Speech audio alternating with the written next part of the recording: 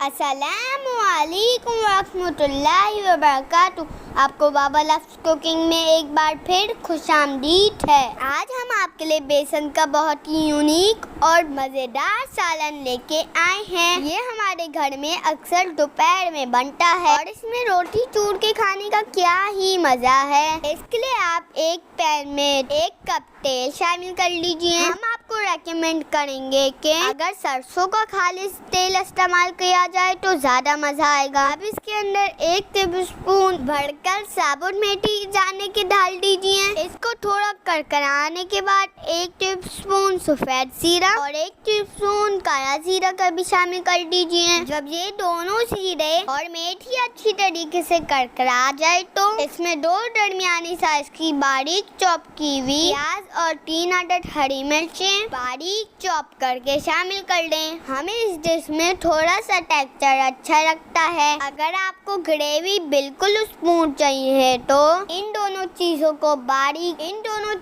बगैर पानी के पीस के शामिल कर लीजिएगा। फिर इसमें 1 टेबलस्पून नमक शामिल करें और उस वक्त तक प्याज का सारा पानी खुश्क ना हो जाए और इसका कच्चापन ना निकल जाए जब तक सौटे करते हैं। इतनी देर में 1 कप पानी प्याली में ले लें और उसमें भुना हुआ और कुटा हुआ 1.5 टेबलस्पून सूखा धनिया, 1.5 टेबलस्पून भुना हुआ और कुटा हुआ सफेद जीरा, 1 टीस्पून हल्दी पाउडर और 1 टेबलस्पून सूखी कसूरी मेथी इस पानी में डालकर मिला लें और इसे फूल जाने के लिए रख दें। जब आपकी प्याज सौटे हो गई हो तो इस मिक्सचर को इसमें शामिल कर दें। अब इसे इतनी देर भूनने के मसाला और तेल अलग हो जाए। फिर इसमें 1 कप दही शामिल करें। हमारे पास जमी हुई दही थी। हमने पहले गौर ही नहीं किया कि वीडियो भी बनानी है। हम तो किचन में अचानक ही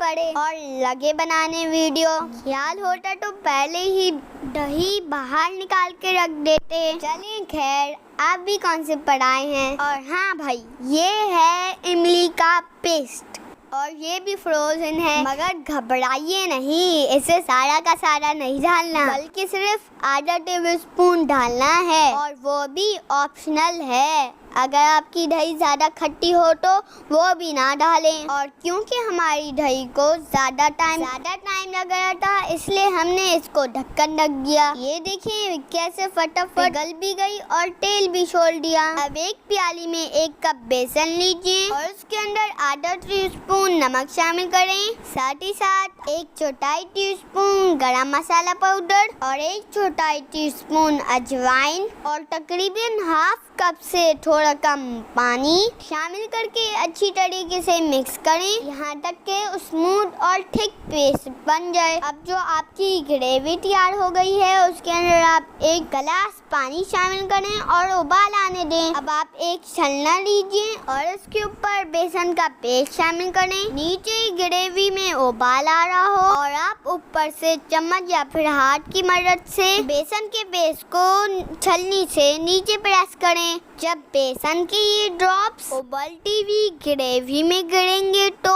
फौरन सॉलिड हो जाएंगे। चम्मच हिलाएं और 2 मिनट के लिए इसमें उबाल आने दें और आंच हल्की करके इसमें ढक्कन ढक दीजिए। 5 मिनट के लिए दम दीजिए। ग्रेवी खुद ब खुद गाढ़ी हो जाएगी। लीजिए, आपका मज़ेदार सा बेसन का सालन तैयार है। अगर आपको वीडियो पसंद आई हो तो वीडियो को लाइक करें, चैनल को सब्सक्राइब करें और कमेंट बॉक्स में ज़रूर बताएं। जज़ाकल्लाह खैर।